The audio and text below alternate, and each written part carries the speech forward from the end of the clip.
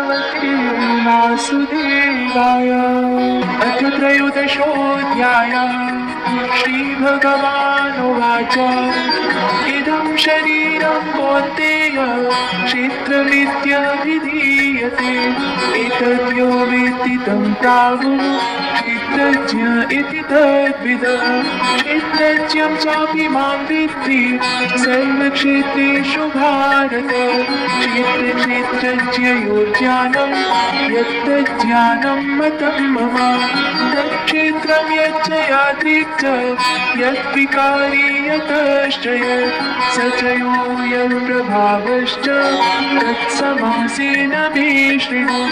ऋषिभिर्बहुधा गीतं छन्दोभिर्विविधैः पृथक् ब्रह्मसूत्रपदैश्चैव हेतुमद्भिर्विनिश्चितैः। महाभूतान्यहङ्कारो बुद्धिरव्यक्तमेव च इन्द्रियाणि दशैकं च पञ्चचेन्द्रियगोचराः। इच्छाद्वेषः सुखं दुःखं सङ्घातश्चेतनादिति एतत् क्षेत्रं समासेन सविकारम् उदाहृतम्। अमानित्वम् अदम्भित्वम् अहिंसा क्षान्तिरार्जवम् आचार्योपासनं शौचं स्थैर्यमात्मविनिग्रहः। इन्द्रियार्थेषु वैराग्यम् अनहङ्कार एव च जन्ममृत्युजराव्याधि दुःखदोषानुदर्शनम् असक्तिरनभिष्वङ्गः पुत्रदारगृहादिषु नित्यं च समचित्तत्वम् इष्टानिष्टोपपत्तिषु मयि चानन्ययोगेन भक्तिरव्यभिचारिणी विविधदेशसेवित्वम् अरतिर्जनसंसदि अध्यात्मज्ञाननित्यत्वं तत्त्वज्ञानार्थदर्शनम् एतज्ज्ञानमिति प्रोक्तम् अज्ञानं यदतोऽन्यथा ज्ञेयं यत् प्रवक्ष्यामि यज्ज्ञात्वामृतमश्नुते अनादिमत्परं ब्रह्म न सद्गन्नासदोच्यते सर्वतः पाणिपादं तत् सर्वतोक्षिशिरोमुखं सर्वतः श्रुतिमल्लोके सर्वमावृत्य तिष्ठति सर्वेन्द्रियगुणाभासं सर्वेन्द्रियविवर्जितम् असक्तं सर्वभृच्चैव निर्गुणं गुणभोक्तृ च बहिरन्तश्च भूतानाम् अचरं चरमेव च सूक्ष्मत्वात् अविच्छेयं दूरस्थं चान्तिके च तत् अविभक्तं च भूतेषु विभक्तम् एव च स्थितं भूतभर्त्री च तज्ज्ञेयं रसिष्णु प्रभवेष्णु च ज्योतिषामपि तज्ज्योतिस्तमसः परमोच्यते ज्ञानं ज्ञेयं ज्ञानगम्यं हृदि सर्वस्य वेष्टितम्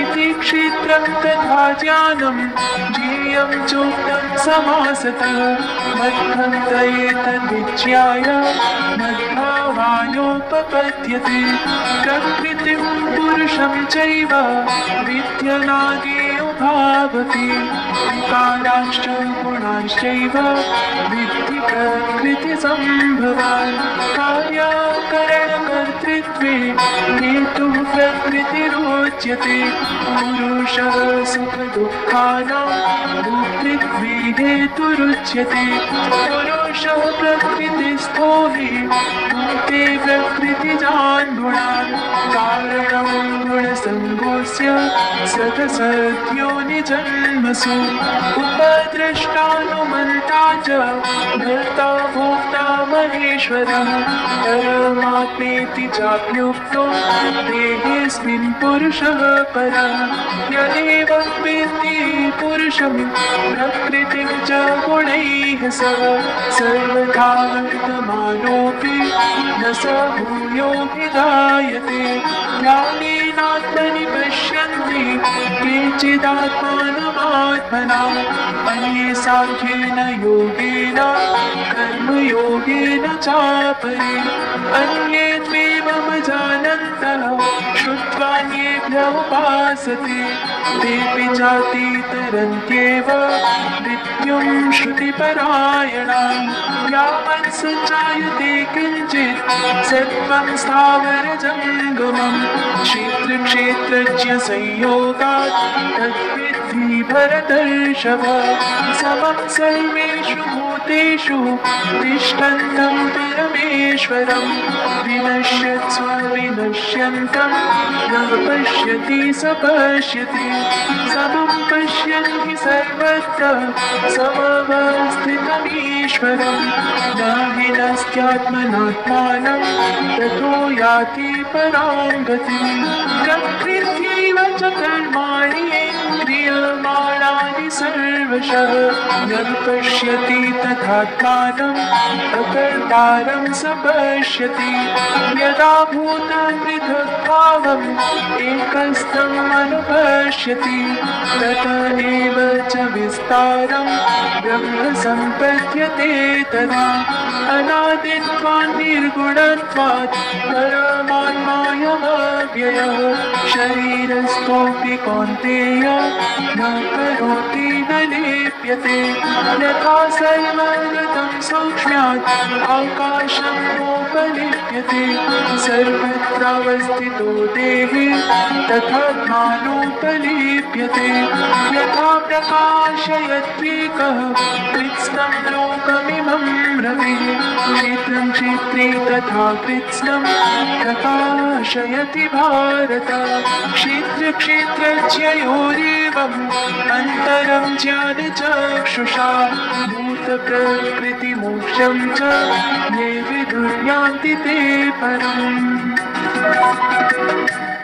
ॐ तत्सदिति श्रीमद्भगवद्गीतासु उपनिषत्सु ब्रह्मविद्यायां योगशास्त्रे श्रीकृष्णार्जुनसंवादे क्षेत्रक्षेत्रज्ञविभागयोगो नाम त्रयोदशोऽध्यायः।